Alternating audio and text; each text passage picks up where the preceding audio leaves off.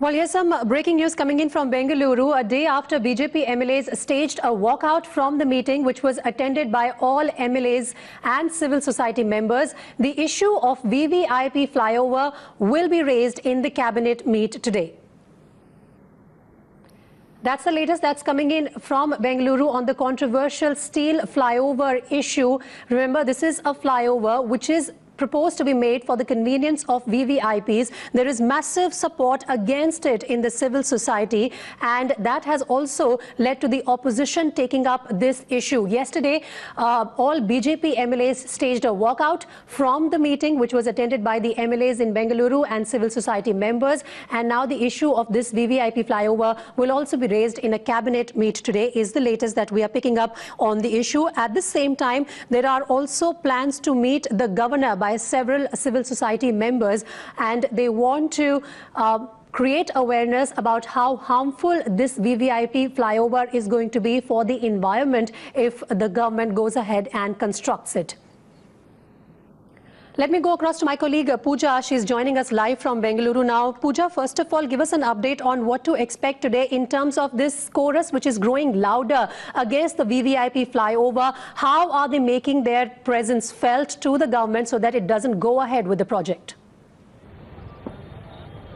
Well, so far the government has been in denial mode, branding anybody who has spoken against the flyover as either anti-development or politically motivated. But it's getting more and more difficult for them to just turn their heads away, because yesterday we saw that there was a memorandum that was submitted to the governor seeking his intervention. And from what we understand, the governor could actually look into the merits of this petition and seek a report from the government. So that would put extra pressure on the state government. Yesterday, the all-party meeting that was called, where the MLAs of Bengaluru city as well as MPs coming from the city were called to have some sort of discussion.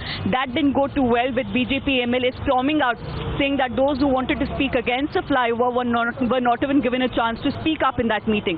So today in the cabinet meeting that is scheduled at 11 o'clock, we understand that this will come up because there is more and more pressure from all parts of the society, not just the civil society groups, but the opposition, and now the governor also could possibly intervene, and this could go to the next level. So there will be a discussion about this in that cabinet meeting, and we are yet to see if there will be any change in the stance of the government so far.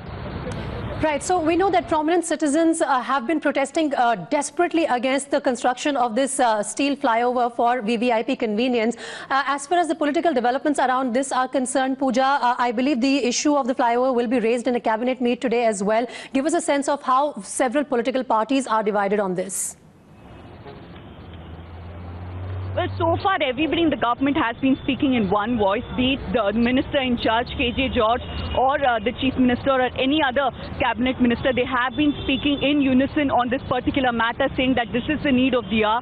It is not a question of debate that that particular junction that they're talking about, from where the flyover takes off, Chalukya Circle, is facing traffic force every single day. But the flyover, the steel flyover, is that the answer, is what everybody is questioning. Also, the fact that it's a steel flyover will spell disaster for the city. 900 trees will be cut off, and 1,800 crores is the estimate at this point of time, and it could go higher.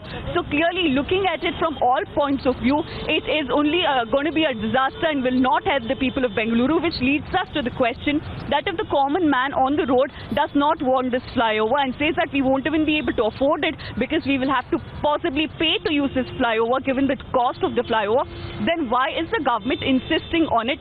Is it just because of the VVIP buildings in the vicinity, starting from the State Secretariat Vidhan Sauda to the ministers who live in a line on Racecourse Road, or even the Chief Minister's residence, all of which will be, the entire stretch will be of course decongested, and all of them will have access to this VVIP flyover? Is that the main reason for government being so insistent on this flyover? That is what the common man on the road wants to know.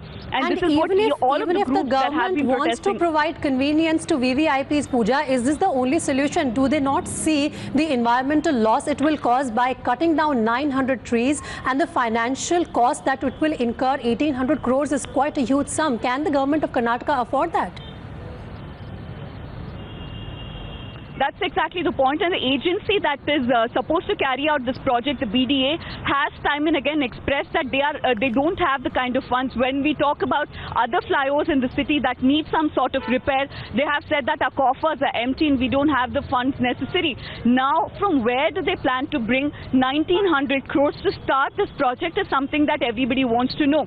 We understand that they're looking to, in a hurry, dispose sites in their possession to raise funds for this flyover, again raising suspicion. Why is the government being so insistent on building this flyover, given the magnitude of damage that it brings, and also the kind of the chorus that is growing against this flyover? Why are they not even engaging with these groups and trying to understand their point of view and just dismissing all protests and all dissidents as politically motivated? Even Rajiv Chandrasekhar, the MP from Bangalore, who has been at the forefront of these protests, yesterday made a point that he wasn't even allowed to speak in that meeting. So clearly all is not well, and people are now beginning to suspect that there is some sort of ulterior motive with which this government is operating.